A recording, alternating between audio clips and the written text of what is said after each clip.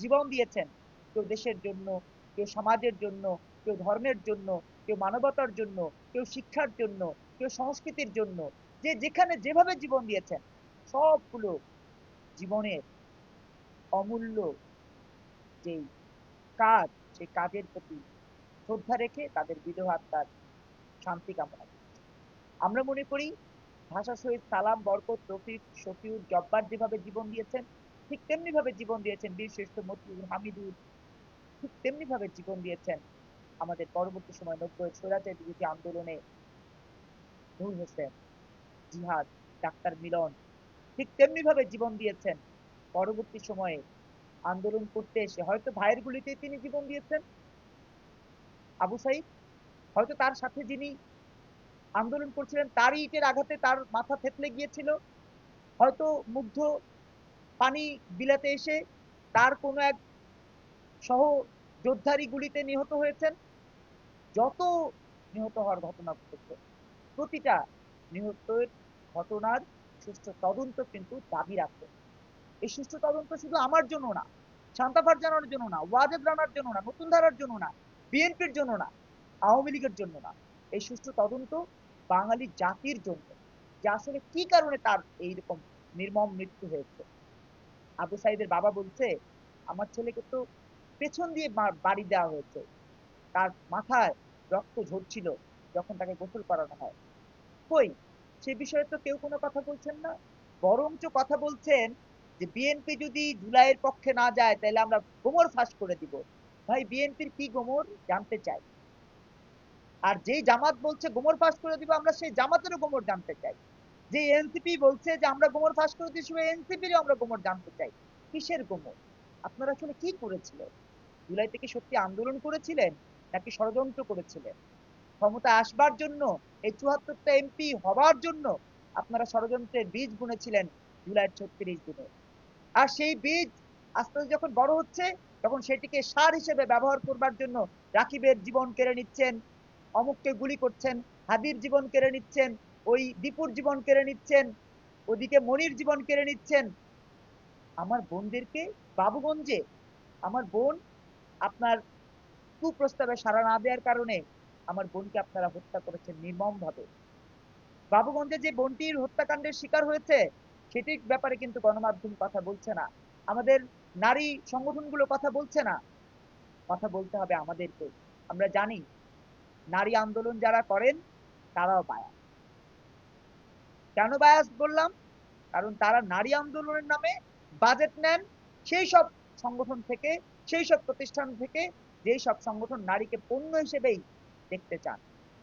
নারীকে যারা পণ্য দেখতে চান তারাই আজকে নারী সংগঠনগুলো জিয়ে রাখেন। যদি তাই না হবে, বাবুগঞ্জের ওই বোনের পক্ষে কেন কথা বলছেন না? কেন আসিয়া হত্যাকাণ্ডের এতগুলো দিন পার হওয়ার পরেও আপনারা আসিয়া হত্যাকাণ্ডের বিচারের দাবিতে সোচ্চার হচ্ছেন না? কেন এতগুলো দিন পার হওয়ার পরেও নরসিংদীর মসজিদের দোতলায় যেই মেয়েটির লাশ পাওয়া গেছে সেই মেয়েটির ব্যাপারে কথা বলছেন না? কেন যেই মেয়েটি ধর্ষিত হবার পরে গলা কাটা নিয়ে জঙ্গলে জঙ্গলে ঘুরছিল সেই মেয়েটির ব্যাপারে কথা বলছেন না? কারণ আপনারা আসলেই নারীবাদিতার নামে একটা নারীকে ভোগ্য পূর্ণ করার ষড়যন্ত্রের সাথে জড়িত। যদি তাই না হয়, হাদি হত্যাকাণ্ডের মধ্য দিয়ে যারা এত কিছু করলো তারা কেন সংসদে গেল? তারা তো বলতে পারলো না যে হাদিকে যে দেশে শহীদ করা হয়েছে, নিহত করা হয়েছে, হত্যা করা হয়েছে, সে দেশে আমরা সংসদে যাব না যতদিন পর্যন্ত না হাদি হত্যার বিচার হয়। কেউ তো বলছেন না। উমামা যায় দাঁতের চিকিৎসার জন্য ভারতে, জুমা যেতে চায় ফ্রান্সে তার চিকিৎসার জন্য, জাবের যেতে চায় ইতালিতে তার চিকিৎসার জন্য। কই, হাদি হত্যাকাণ্ড নিয়ে তো কোনো কথা নাই। হাদির ভাই লন্ডনে চলে গেছে চাকরি নিয়ে, তার স্ত্রী ফ্ল্যাটে থাকে, সরকারি ফ্ল্যাটে। তাকে ফ্ল্যাট দেওয়া, তার স্ত্রী তো বললো না এই ফ্ল্যাটে আমি থাকবো না, আমার স্ত্রী, আমার স্বামীর বিচার না হওয়া পর্যন্ত। তার স্ত্রী তো খুব মৌজ মাস্তিতে মুখে মুখে নেকাব লাগিয়ে আরামায়েশে দিন যাপন করছে। কিভাবে বলবো যে তার স্ত্রী জড়িত ছিল না? কিভাবে বলবো তার ভাই জড়িত ছিল না? কিভাবে বলবো জুমাই জড়িত ছিল না? কিভাবে বলবো নাহিদি জড়িত ছিল না? কিভাবে বলবো জাবেরও জড়িত ছিল না? কিভাবে বলবো নাসিরুদ্দিন পাটুরিও জড়িত ছিল না? আমি তো মনে করি হাদি হত্যাকাণ্ডের মধ্য দিয়ে যারা এই নির্বাচনে এমপি হয়েছে এই এনসিপি জামাতের সবাই হাদি হত্যাকাণ্ডের সাথে জড়িত। সবার অর্থনৈতিক সুষ্ঠু তদন্ত দরকার। সবার ফোনগুলো ফরেন্সিক রিপোর্টের মাধ্যমে দেখা দরকার যে কাদের কাদের সাথে তারা যোগাযোগ করেছে। ফরেন্সিক রিপোর্ট চাই সবগুলো আইফোনের, নাসিরুদ্দিন পাটোয়ারির আইফোনের ফরেন্সিক রিপোর্ট চাই, নাহিদ ইসলামের ফোনের ফরেন্সিক রিপোর্ট চাই, আপনার ডাক্তার তাসনিম জারার মোবাইলের ফরেন্সিক রিপোর্ট চাই। আমরা যারাই এই জুলাই আন্দোলনে নেতৃত্ব দিয়েছে তাদের সবার আইফোনের এবং অন্যান্য যে ডিজিটাল ফোনগুলো রয়েছে, ডিভাইসগুলো রয়েছে, সবগুলোর ফরেন্সিক রিপোর্ট চাই। ফরেন্সিক রিপোর্টটা পেলেই দেখা যাবে যে ফোন করে হয়তো বলেছে নাহিদ, ভাই হাবিরে সরাইয়া দেন, হয়তো বলেছে। যদি তাই না হয় তাহলে প্রমাণ চাই, প্রমাণ দিন। আমরা তো মনে করি এই যেই জামাত, যেই শিবির সংসদে মববাজি করেছে, যেই এনসিপি সংসদে মববাজি করেছে, সেই এনসিপিরই ষড়যন্ত্রের একটা ফলাফল হলো রাকিব হত্যাকাণ্ড। কারণ তারা দেশকে অস্থিতিশীল করে তারেক রহমানকে বেকায়দায় রেখে জুলাইটাকে বাস্তবায়ন করতে চায়। আর এই বিষয়গুলোরই সুষ্ঠু তদন্ত আমরা চাই। আপনারা যদি না চান তাহলে প্রমাণ দিন, সুষ্ঠু তদন্ত করুন।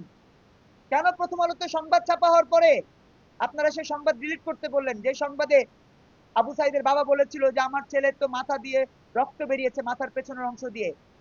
এটা বলার পরে কেন সেই প্রতিবেদনকে ডিলিট করতে হয়েছে প্রথম আলোর? কেন প্রথম আলোকে দুঃখ প্রকাশ করতে হয়েছে?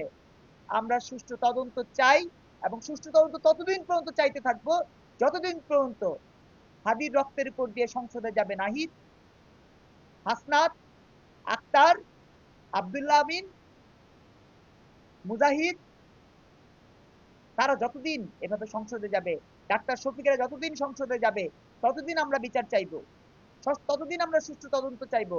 আমরা মনে করি সুষ্ঠু তদন্তের কোনো বিকল্প নাই। কেননা সংসদে দাঁড়িয়ে এটিএম আজহার বলেছেন যে আপনাদের জুলাইয়ের কারণেই আমি সংসদে আসার সৌভাগ্য অর্জন করেছি।